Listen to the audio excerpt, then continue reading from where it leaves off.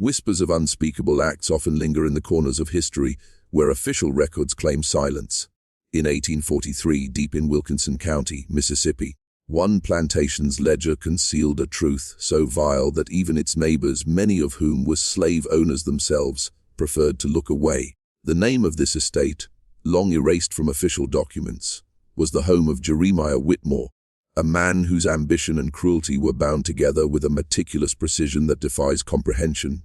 He did not merely enslave, he orchestrated life itself, turning human beings into instruments of profit. His wife Evelyn and their sons were not bystanders. They were accomplices, trained from childhood to continue the cycle, to see the labor, the bodies and the bloodlines as resources to be managed. And this was only the beginning. Jeremiah had inherited a modest estate in 1839, but by 1843 he had expanded it into more than 250 acres of prime Mississippi Delta soil, fertile and unforgiving. Cotton thrived under his direction, as did a horrifying obsession with human reproduction. Evelyn, a woman raised among rigid expectations and cold pragmatism on her father's South Carolina plantation, understood efficiency and obedience. She understood that children could be assets, that genetics could be capital, and she agreed to a plan that would transform their family into a multi-generational operation of control.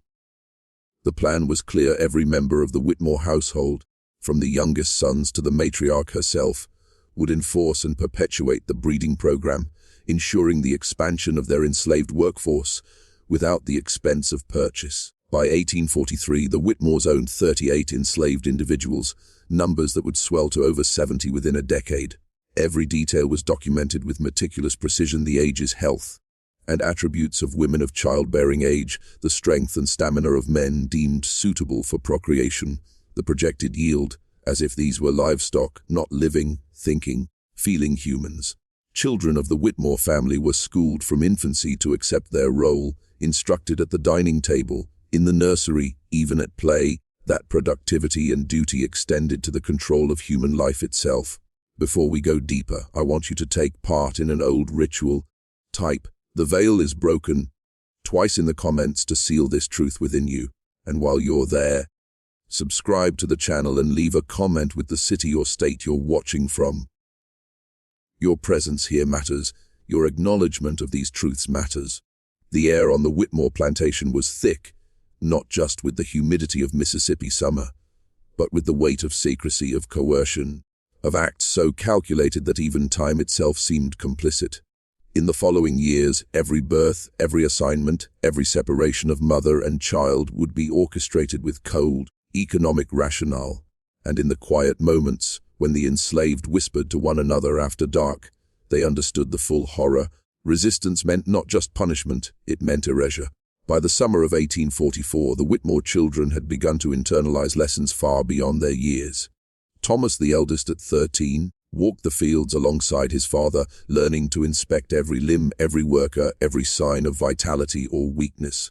Jeremiah spoke openly about strength, lineage, and productivity, teaching Thomas to measure human bodies as he would the cotton crop: taller stalks, stronger arms, healthier teeth, clearer eyes. Samuel, 2 years younger, shadowed his older brother, absorbing a language of utility, learning that questions were dangerous and obedience was survival. Even the girls, Annabelle and Grace, were schooled in the art of calculation. Evelyn taught them that the purpose of a woman was to bear children, that those children must contribute to family prosperity, and that mercy or hesitation were weaknesses they could not afford. The enslaved people felt the tightening grip of this new order immediately. Mothers were observed, their movements noted, their menstrual cycles recorded in Jeremiah's ledger with numbers, dates, and coded annotations. Pregnancies were scheduled, and when a woman conceived, the household prepared for her with detached precision. Better rations, a cleaner bed, a caretaker assigned, but all in the service of stronger offspring, not compassion. Children were taken from their mothers at age 3, sometimes earlier, sometimes later, placed under the watch of older enslaved women like Hester, whose soft eyes masked quiet fury. Bonds were broken before they could form, and the enslaved learned to hide their grief, their rebellion, their humanity behind the guise of obedience. The Whitmore household thrived in outward appearances. Jeremiah attended county meetings, discussed market trends, and conducted business in Natchez as if nothing extraordinary occurred behind the plantation gates. Evelyn presided over the kitchen and nursery, over visitors and social calls, always serene, always composed. Outsiders saw wealth, order, propriety. They could not, or would not, perceive the orchestrated horror beneath the surface. The quiet terror that every birth, every union, every separation had been decided by a single, unyielding calculus of power and profit. Type, the veil is broken. Twice in the comments if you feel the weight of this story pressing against your mind.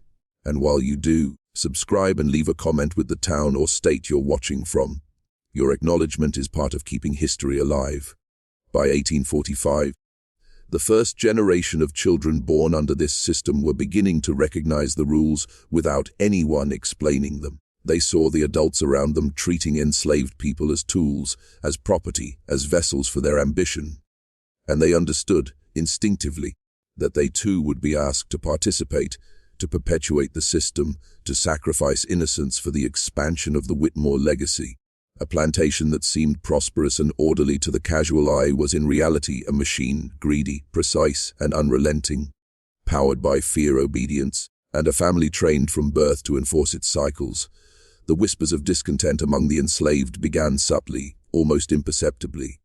A glance here, a quiet word there, a shared memory of freedom or lost family. Jeremiah, confident in his system, dismissed these murmurs. But within the shadows of that summer, the first seeds of tension began to take root, tension that would grow silently while the Whitmores perfected their experiment in control, blood, and legacy. The first child born under the Whitmore breeding program arrived quietly, almost as if the world itself wished to look away. It was June of 1845. A young woman named Lillian, barely 19, had been carefully selected by Jeremiah for her strength and resilience. She gave birth in a small, sparsely furnished room at the edge of the quarters. Evelyn oversaw the delivery with a detached efficiency, ensuring that both mother and child survived. But every action was calculated, not for compassion, but for profit. The ledger that Jeremiah kept recorded every detail: the child's sex, weight, apparent health, predicted vigor. The notation in the margin marked a direct line, the first official offspring of a Whitmore family member and a carefully chosen enslaved woman. It was both a triumph and a declaration the system was working exactly as planned. Thomas, observing from a distance as part of his introduction to adult duties, began to understand his role in the machinery of the plantation. He was taught to see not affection or humanity, but potential, how this child might grow to strengthen the fields, the cotton, the family's fortunes. Samuel watched quietly, absorbing the lesson, a mix of curiosity and unease flickering in his eyes. The girls, Annabelle and Grace, witnessed the care with which Evelyn managed every detail, every ration, every recorded measure, and they learned that the purpose of a woman, especially a woman of the family, was to oversee, to guide, and to control life itself. Outside the walls of the house, the enslaved population grew restless. The routine was unyielding. Pregnant women were separated from their partners, mothers from their children. Bonds formed too slowly, attachments broken too soon. Older enslaved women whispered warnings to the young, recounting their own memories of families torn apart, of children sold, of mothers punished. Resistance was dangerous. It could mean a flogging, solitary confinement, or transport to another plantation entirely. The young mothers learned to hide fear behind obedience, to mask pain behind smiles, to live their lives as silent engines in the machinery of Whitmore wealth. At the same time, the Whitmore children themselves began to wrestle with the morality of the system, or rather, the morality their parents had defined for them. Thomas was quiet, precise, attentive, his childhood innocence eroded by repetition and instruction. Samuel began to show subtle signs of conflict, a growing restlessness he could not yet articulate. The girls, conditioned in careful observation, had already absorbed the logic of control, the importance of participation, and the necessity of silence. Their tutor, a man named Benjamin Carter, ensured that reading, writing, and arithmetic continued, but these lessons were always secondary to the larger, darker education: duty, obedience, and lineage. Before we go further, take a moment. Subscribe if you haven't yet, and leave a comment with the city or state you're watching from. Engagement here is not idle. Acknowledging this history, Participating in its remembrance is part of understanding its weight. By 1846, the system had begun to accelerate. More women were selected, more children born, and the ledger swelled with figures, dates, and notations. Each birth reinforced the normalization of the operation for the Whitmore family, while simultaneously deepening the fear, grief, and anger among the enslaved. And in this escalating tension, the first cracks in the household's facade began to appear, subtle, almost imperceptible, but significant enough to hint that control, no matter how meticulous, could never be absolute. By 1847, the Whitmore plantation had become a quiet symphony of control, a meticulously orchestrated system in which every person, every birth, every glance was part of a calculated plan. Thomas, now 15, no longer merely observed, he directed. Jeremiah guided him, teaching him to evaluate the health of the enslaved, to note subtle physical traits that might enhance future offspring, to consider temperament and endurance as factors in the growth of the workforce.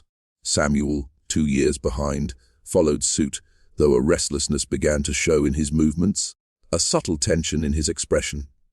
The girls, Annabelle and Grace, watched closely, learning to manage domestic affairs with the same calculated precision, their young minds absorbing lessons in hierarchy, duty, and authority. The enslaved population, meanwhile, had grown to nearly 60. Pregnancies were now a common expectation, inseparable from daily labor. Mothers worked until exhaustion, carried infants for brief periods, then handed them to overseers or older women like Hester and Clara. Whispers circulated at night, carried between quarters names, dates, subtle codes to remember parentage, to signal relationships that the ledger pretended did not exist. A quiet anger simmered beneath the surface, unspoken but palpable. Resistance was rare but dangerous. Even murmured complaints were punished with public lashings, confinement, or separation from children. Survival required silence. The Whitmore children, molded by both instruction and observation, began participating directly. Thomas fathered his first child under the program at 16. Samuel, reluctantly at first, soon followed. Annabelle and Grace, guided by Evelyn, observed their mother's techniques and learned to assert the family's authority over the enslaved women.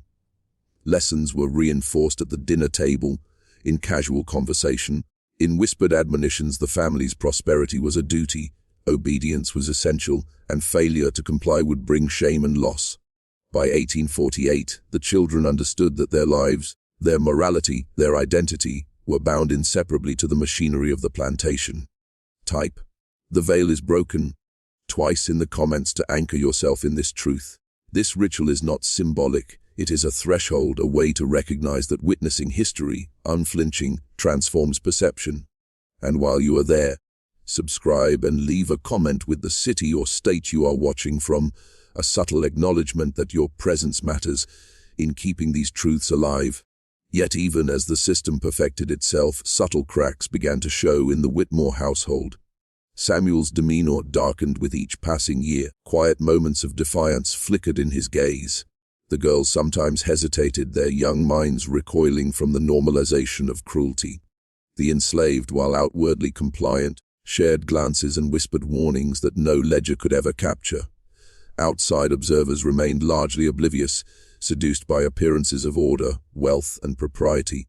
And so the machine continued, efficient, brutal, and chillingly normalized, while the undercurrents of resistance, tension, and doubt began to ripple beneath the surface, threatening the fragile control the Whitmores had built. By 1849, the Whitmore plantation had grown into a world defined by cycles: birth, labor, separation, and observation.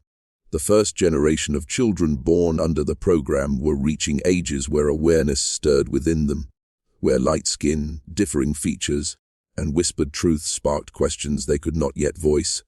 Thomas, now 17, carried the weight of responsibility with a chilling steadiness. He oversaw the selection of young women, monitored pregnancies, and recorded outcomes in the ledger with the same meticulous precision his father demanded. Samuel followed, less confident, but increasingly skilled at maintaining appearances and obedience.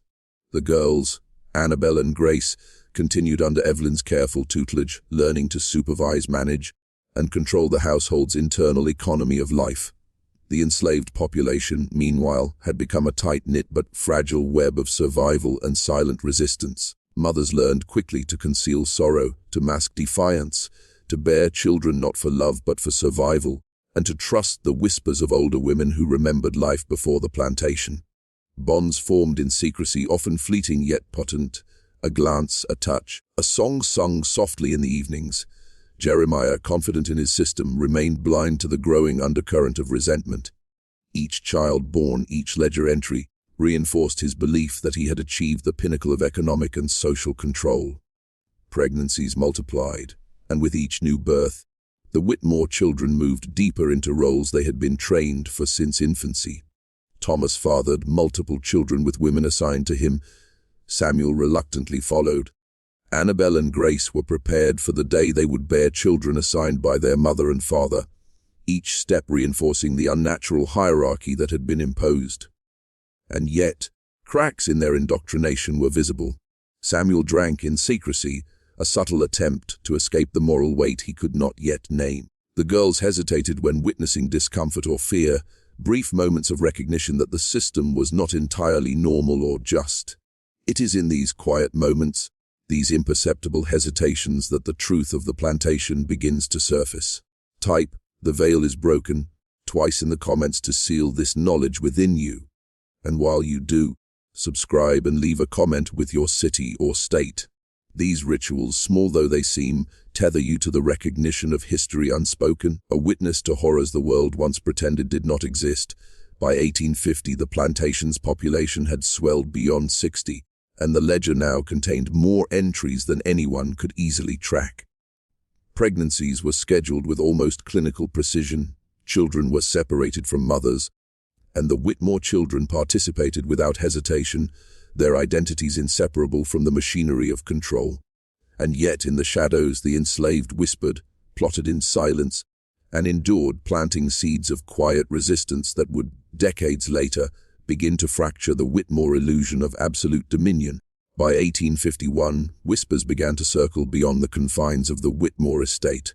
Neighboring planters noticed anomalies in the population, too many children for the number of adults, pregnancies among the daughters that seemed impossible by any conventional explanation, and a household that radiated wealth but carried an undertone of something unspoken, something unnameable. Conversations behind fan-laden parlor doors hinted at suspicion, yet nobody dared speak openly. In the Antebellum South, appearances were paramount, and silence a currency. The Whitmores were careful, measured, outwardly impeccable. Jeremiah attended agricultural boards, discussed cotton futures, and maintained a veneer of paternal concern. Evelyn hosted the occasional gathering, appearing as the devoted wife and mother, concealing the calculated efficiency behind every glance and gesture. But behind closed doors, cracks in the household's perfection began to widen. Samuel, increasingly unsettled, sought solace in alcohol, disappearing for days to drown quiet unease he could not articulate. His siblings noticed, yet said nothing. Obedience and fear had been drilled into them since infancy. Annabel, observing the physical and emotional strain on the enslaved women, occasionally hesitated in her assigned duties.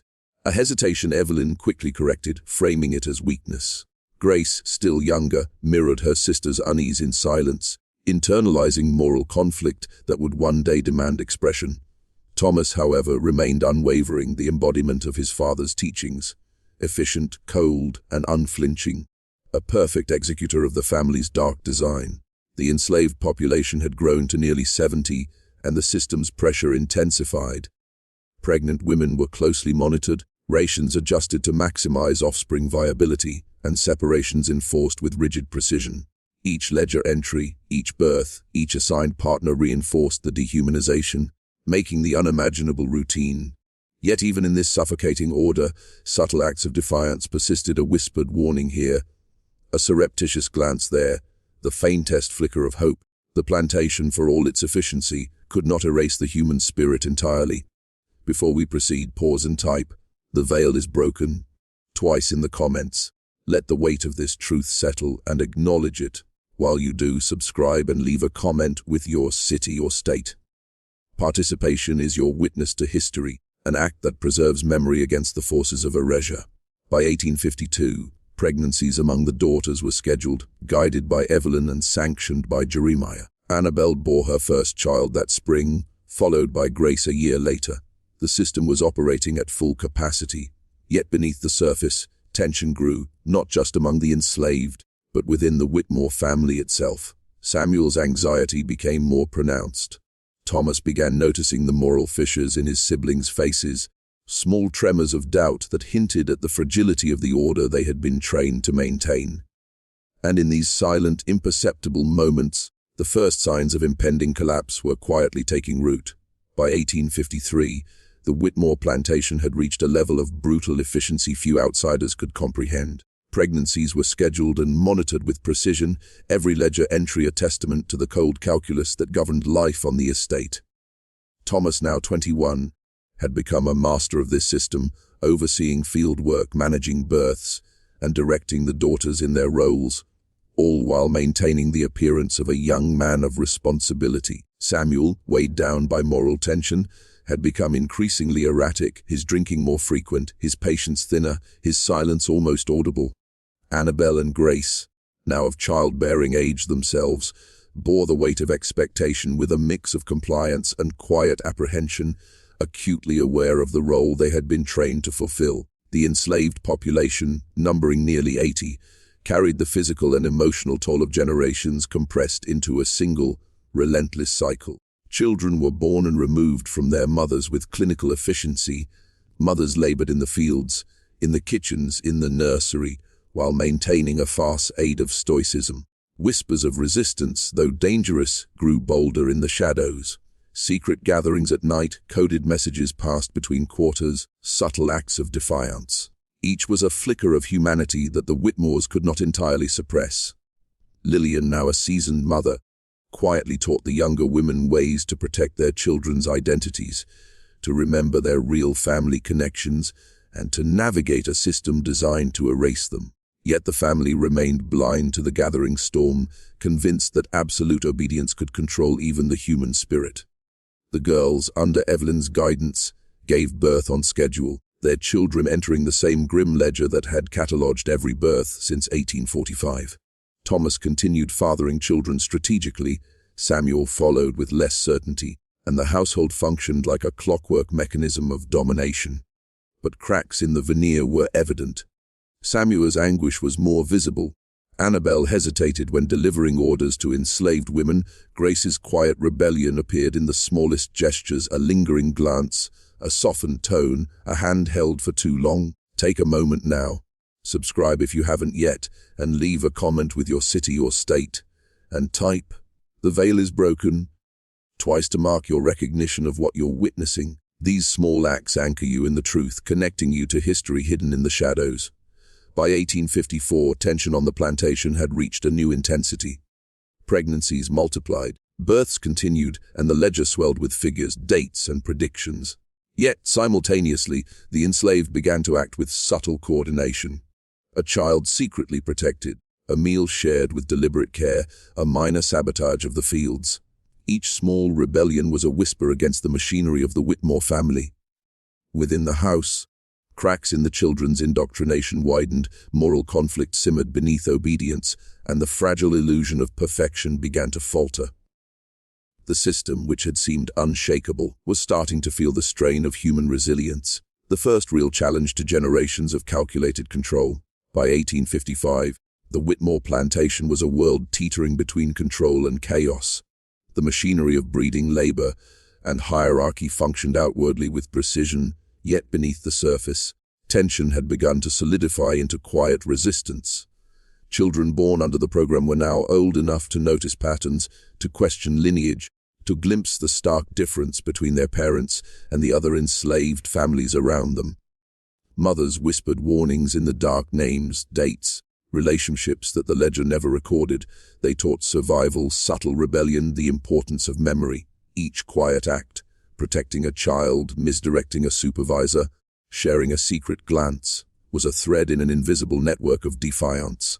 The Whitmore children, molded for obedience and execution of the family plan, began to encounter moral friction. Thomas remained steadfast, his resolve a shield forged over 2 decades of instruction.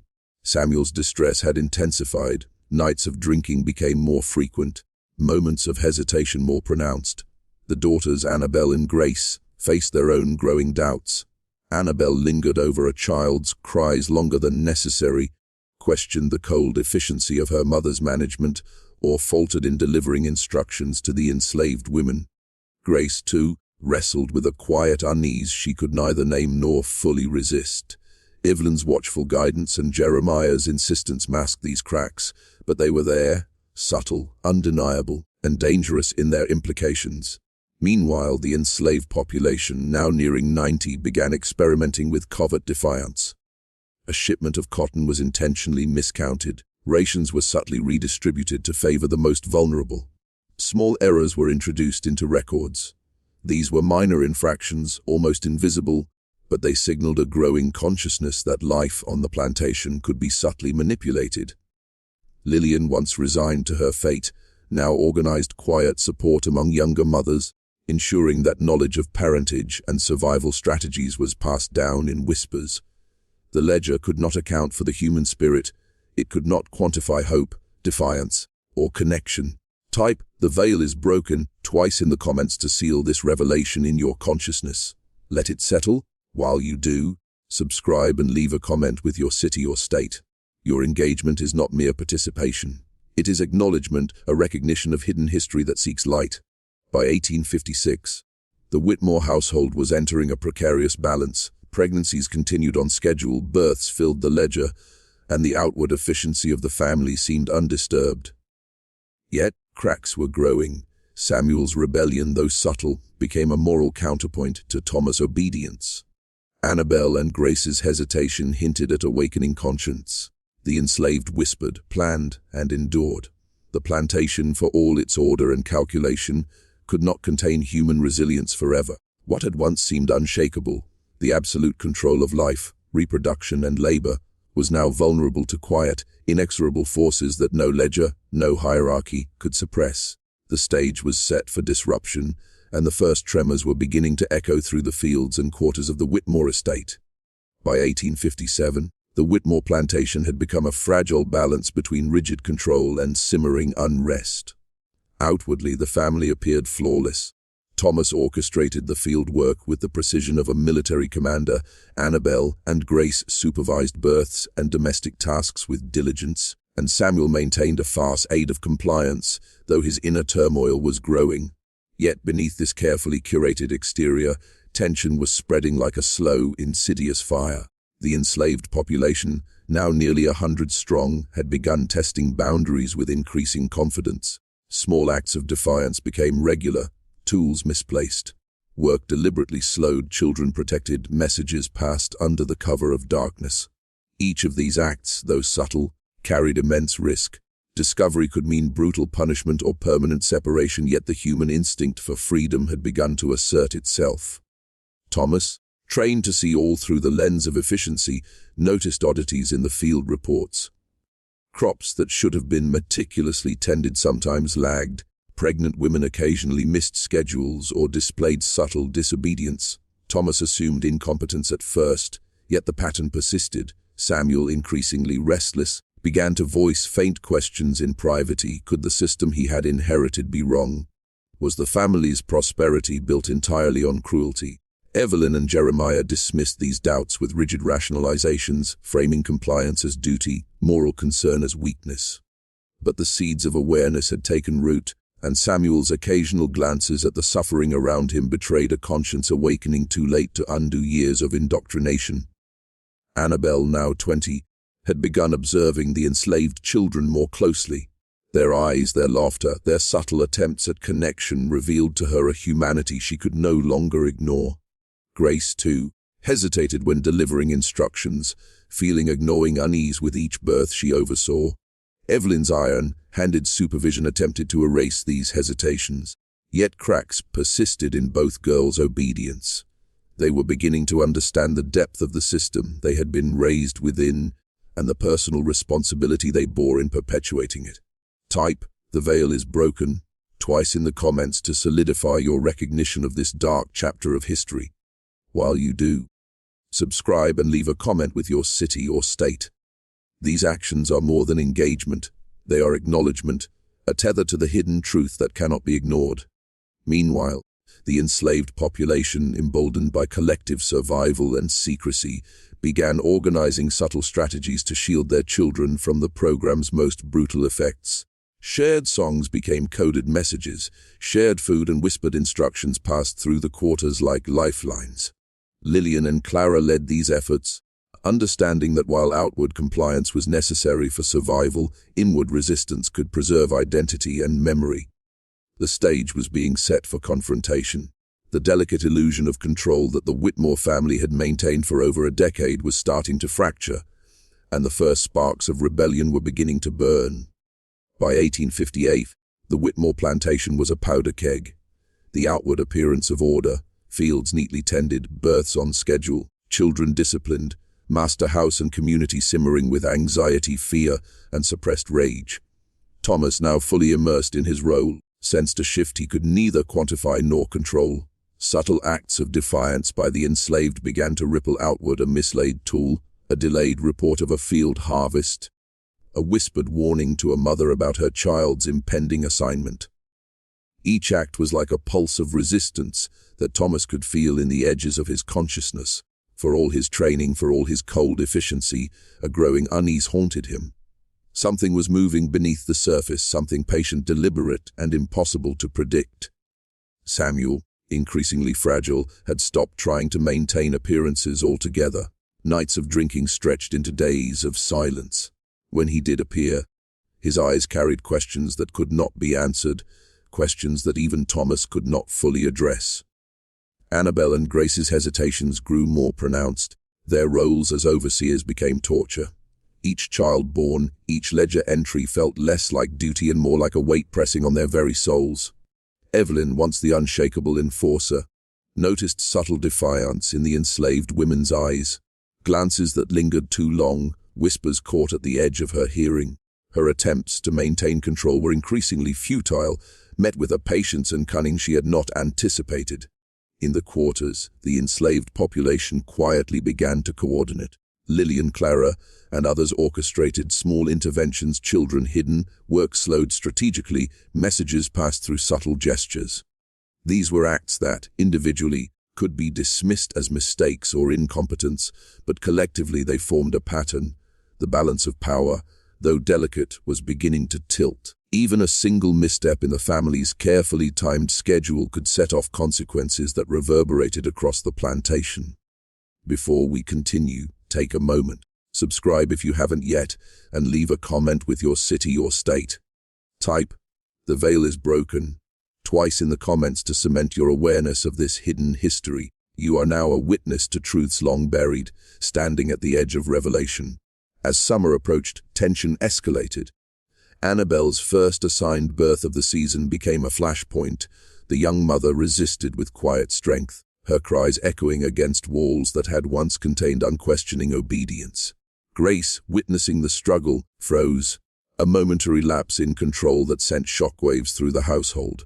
Thomas and Samuel, each in their own way, recognized that the machinery they had relied upon for years was beginning to falter. And in the shadows of the quarters, the enslaved smiled faintly, knowing that the first seeds of rebellion were no longer whispers. They were becoming a storm.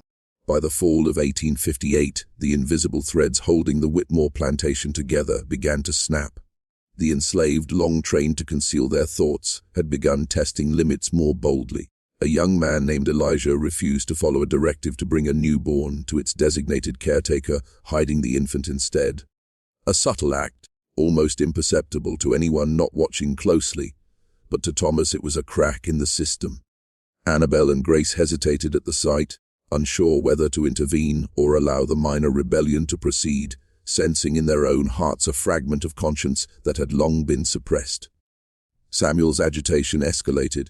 He noticed patterns, whispers, and gestures that others ignored. Each small act of defiance became a psychological trap, revealing to the Whitmore children that their world, built on control, fear, and meticulous planning, was not absolute. Jeremiah, however, remained rigid, blind to the fissures forming beneath him. Evelyn noticed the shift too late. The enslaved had learned to coordinate their subtle acts of rebellion, children protected, rations shared, messages passed quietly in the dark quarters. These minor victories gave them confidence, and the tension in the house and fields became palpable, a heavy, unspoken weight pressing on every surface of the plantation. The Whitmore children, conditioned to obedience and the cold arithmetic of control, found themselves unprepared for the psychological battle that now unfolded around them. One evening, a series of unusual occurrences escalated into outright defiance. Supplies were deliberately misplaced, field assignments ignored, and a young girl named Ruth, hiding the knowledge of her lineage, refused to comply when Thomas attempted to assign her to a work detail. The family's shock was palpable. This had never happened before. Control, the very foundation of their identity, wavered. Thomas's expression hardened, Samuel's panic intensified, and Annabelle and Grace were forced to confront the humanity they had been taught to deny.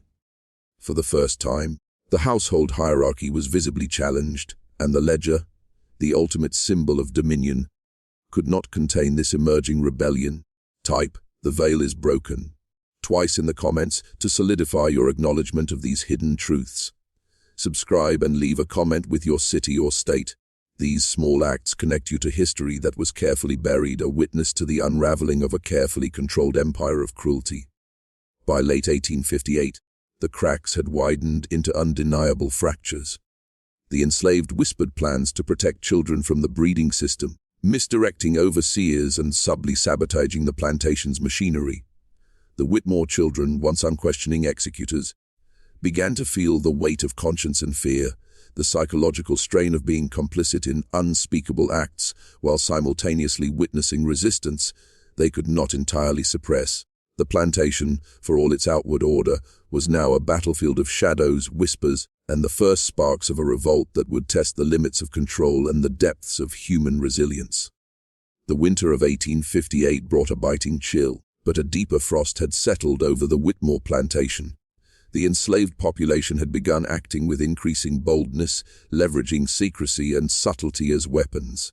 Nightly gatherings in the quarters became routine, whispered discussions mapped the schedules, assignments, and weaknesses of the Whitmore family.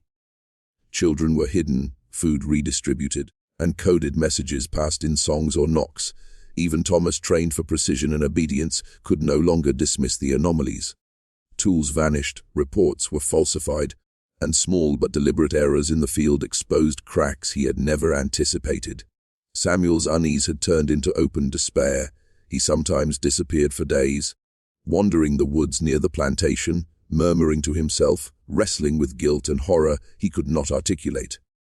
Annabelle and Grace were now caught in a moral limbo. Each pregnancy they oversaw, each ledger entry they signed, felt like a betrayal of a humanity they had only recently recognized. The enslaved watched them closely, sensing hesitation, reading it as weakness, or perhaps as a spark of hope. Even Evelyn and Jeremiah could not completely enforce the iron will of the past. Subtle acts of resistance were multiplying faster than they could suppress. The tension became a living entity, a quiet storm circulating through every cabin, field, and hallway. The ledger, once a symbol of absolute control, now reflected a reality that could not be contained by ink and paper. As the nights grew longer, a sense of inevitability settled over both the enslaved and the Whitmore children. Plans for the protection of newborns escalated. Acts of defiance were coordinated with increasing sophistication. One evening, a young woman named Clara deliberately misdirected a pregnant girl to a different cabin, saving her from the immediate assignment to the program. Thomas discovered the absence, his voice a rare sound of fury, but the network of resistance had already anticipated this. Small, invisible victories accumulated, each one eroding the perception of control that had ruled the plantation for over a decade. Subscribe if you haven't yet, and leave a comment with your city or state.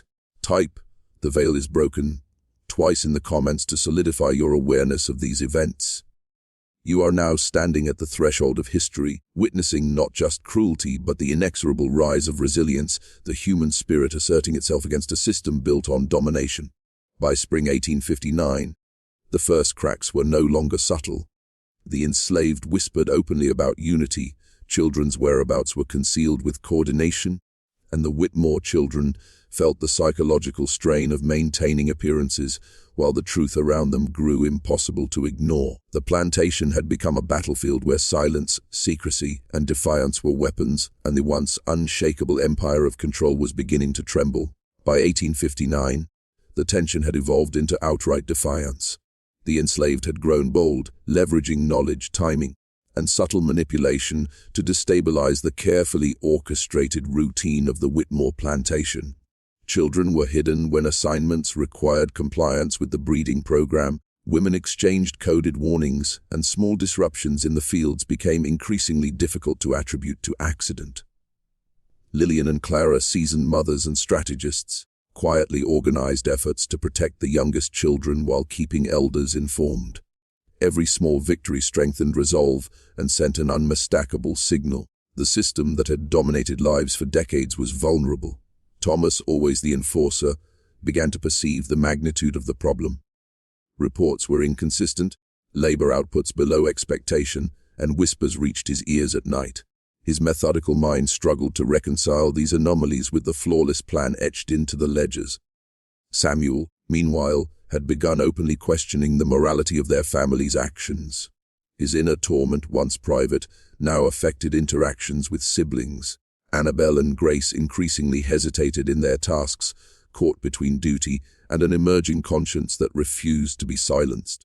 The psychological strain on the family grew alongside the practical disruptions orchestrated by the enslaved. A turning point came in mid-1859. A group of older children, previously complicit, quietly hid a newborn scheduled for the program. The deception went undetected for days, and the parents of these children noticed something unexplainable in the absence of the infant.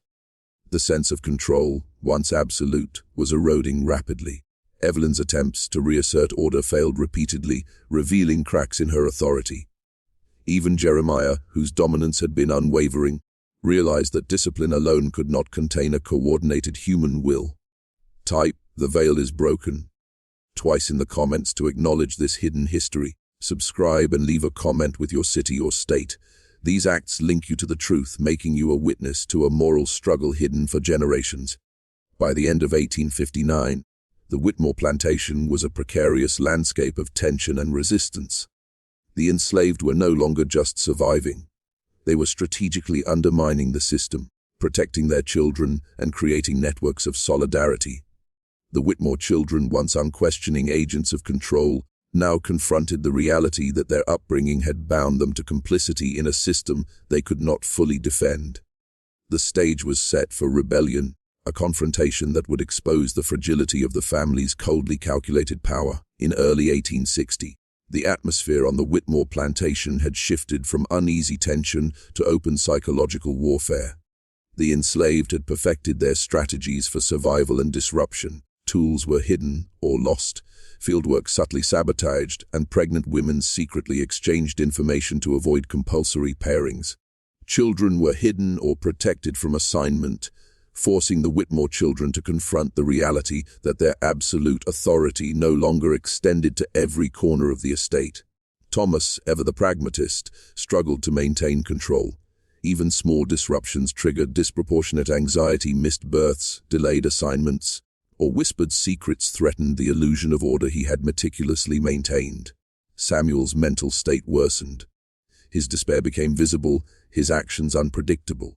He sometimes wandered the property alone at night, murmuring to himself, consumed by a moral crisis that had grown unchecked for years.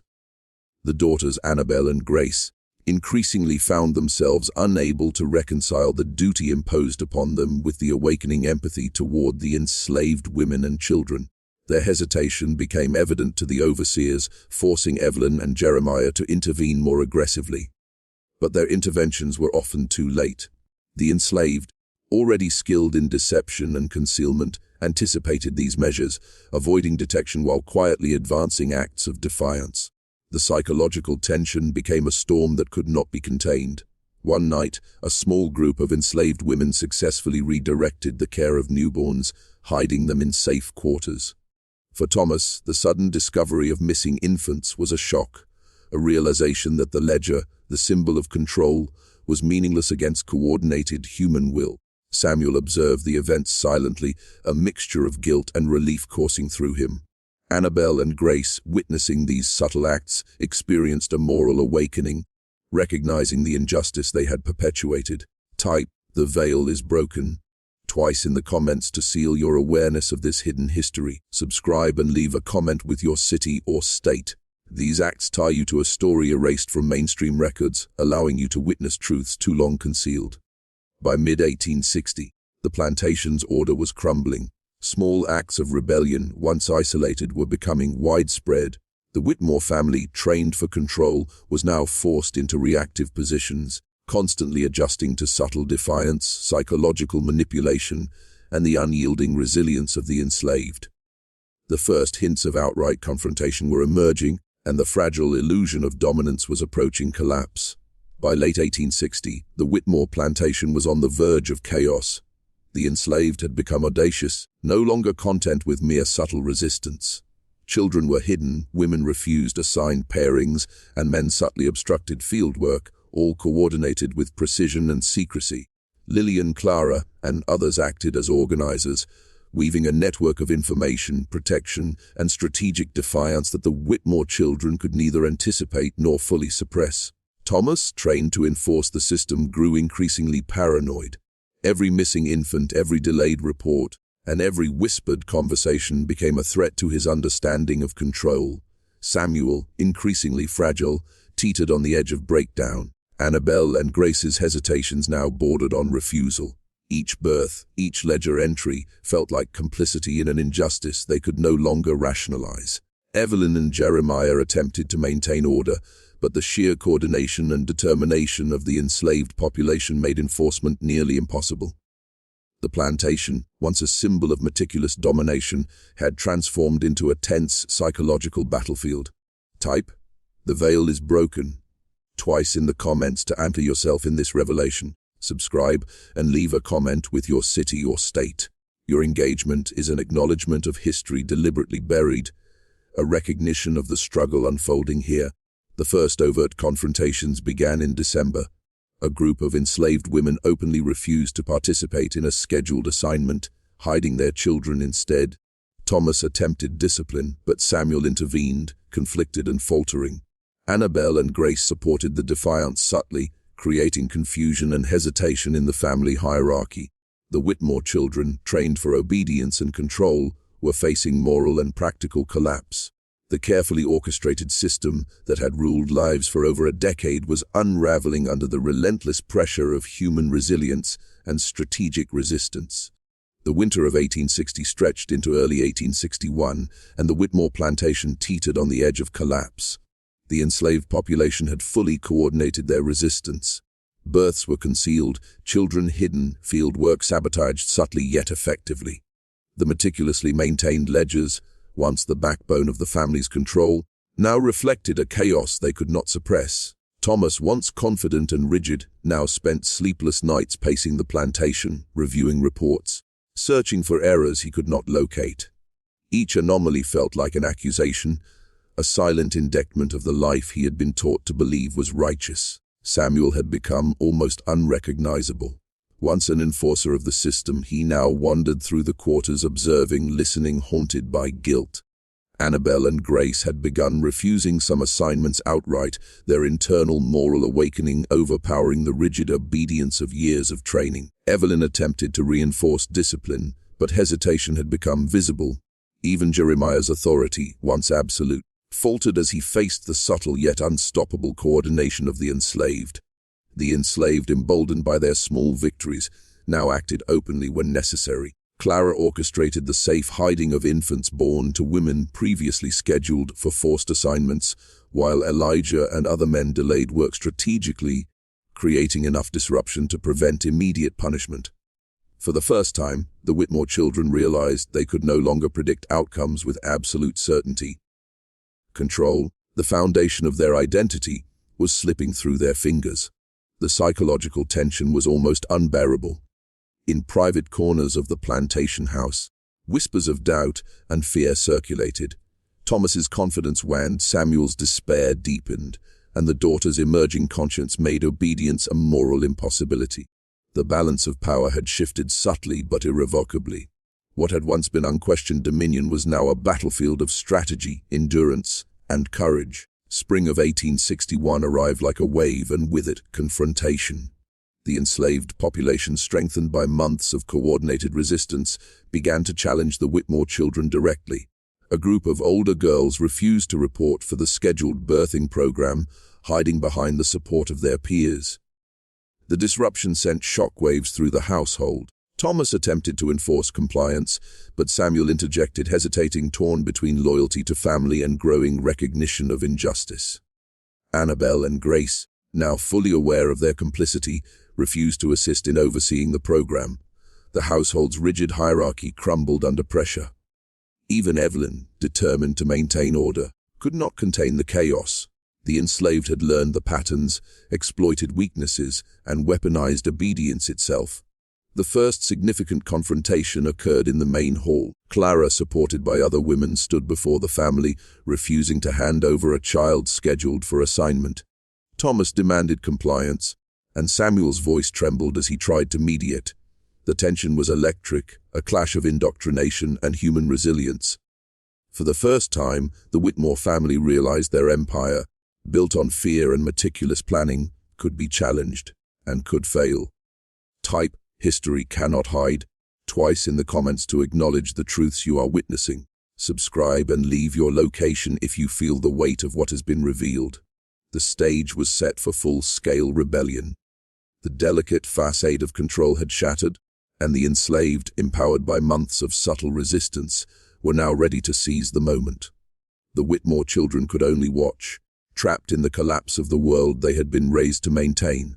By mid-1861, the Whitmore plantation was no longer a house of order.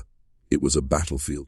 The enslaved had orchestrated multiple successful interventions, infants hidden, work schedules subverted, and minor rebellions coordinated to avoid immediate reprisal. Thomas's confidence had eroded into paranoia. Every misstep, every anomaly now seemed like a calculated attack. Samuel, fully consumed by guilt and despair, no longer attempted control, wandering the property, muttering to himself. Annabelle and Grace had openly refused oversight roles in the breeding program.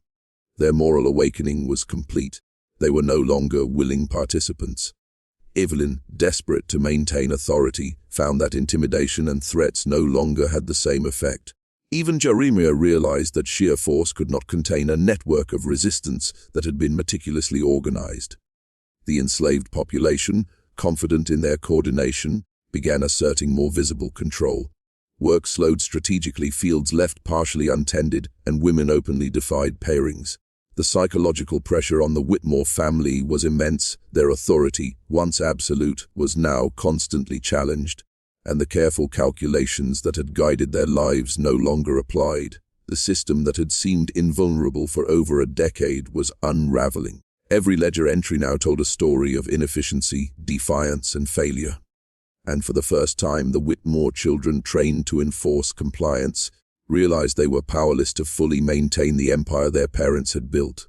Summer of 1861 arrived with heat and tension in equal measure. The plantation was in open disorder. Fields were incomplete, newborns hidden, and daily schedules ignored. The enslaved now moved with coordinated purpose, no longer concealing resistance, instead acting with strategic courage. Thomas tried to assert authority, but his words were met with silence or subtle defiance. Samuel, consumed by despair, could barely confront the unfolding reality. Annabelle and Grace, fully aware of their moral culpability, acted as silent allies to the resistance. Evelyn and Jeremiah's attempts at strict discipline failed repeatedly.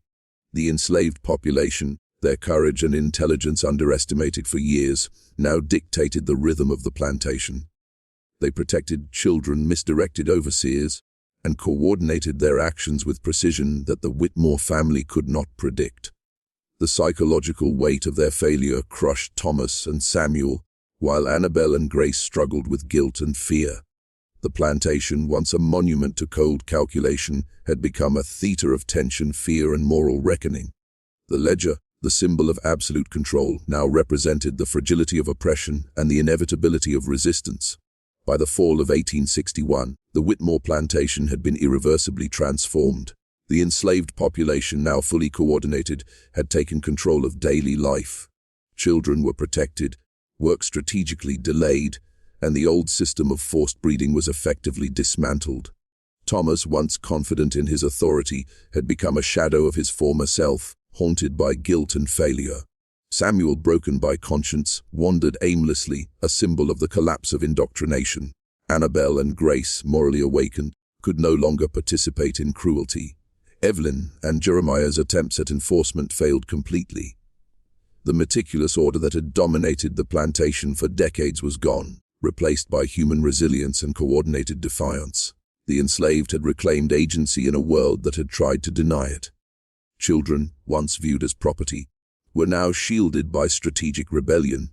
Births and pairings were no longer dictated by ledger entries, but by the courage and ingenuity of those oppressed. The Whitmore children were left to confront the moral abyss they had once perpetuated. The psychological weight of complicity, combined with the unstoppable force of human resistance, shattered the illusions of control.